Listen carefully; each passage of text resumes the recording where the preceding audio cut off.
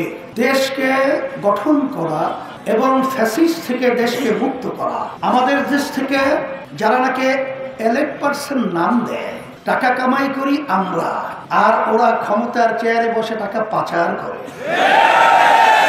আমার কৃষক ভাইরা, আমার ছেলে ভাইরা, আমার রিক্সাওয়ালা বাজানরা রোদ্রে পরে চামড়া কালো হয়ে যায়, সেই টাকা উপার্জন সরকারি ফান্ডে জমা হয়।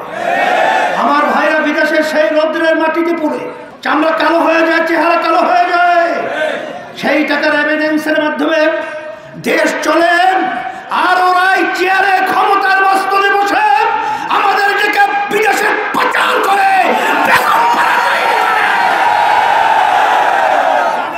ওদেরকে বাংলার জমিন থেকে উৎখাত করতে হবে, ওদেরকে বঙ্গোপসাগরে নিক্ষেপ করতে হবে। আমরা যদি আবার ভুল করি বারবার, আর কতবার মায়ের সন্তান কোল হারা হবে। এখন আমাদের সেই কানে শব্দ, মা চিৎকার করে বলছে আমার সন্তান আমাকে কয়েকদিন পর্যন্ত মা বলে ডাক দেয় না। সেই কান্না কতদিন শুনবো? কতদিন সেই আয়না ঘরের মতো আইয়ামে জাহিলিয়াতের সেই ইতিহাসকে হার মানিয়েছে? আর কতদিন দেখবো? আর কতদিন আমাদের দেশের টাকা পাচার করে বিদেশে শুধু 620টার মতো বাড়ি তৈরি করেছে? কতদিন দেখবো?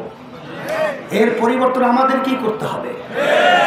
আর সেই পরিবেশ সারা দেশ ব্যাপী আল্লাহর রহমতে সবাই সিদ্ধান্ত নিয়ে দিন রাত্র সপ্তাহ মিনিট সেকেন্ড অপেক্ষা করতেছে। কি অপেক্ষা করতেছে? তারা আওয়ামী লীগ দেখেছে, বিএনপি দেখেছে, জাতীয় পার্টি দেখেছে, ইসলাম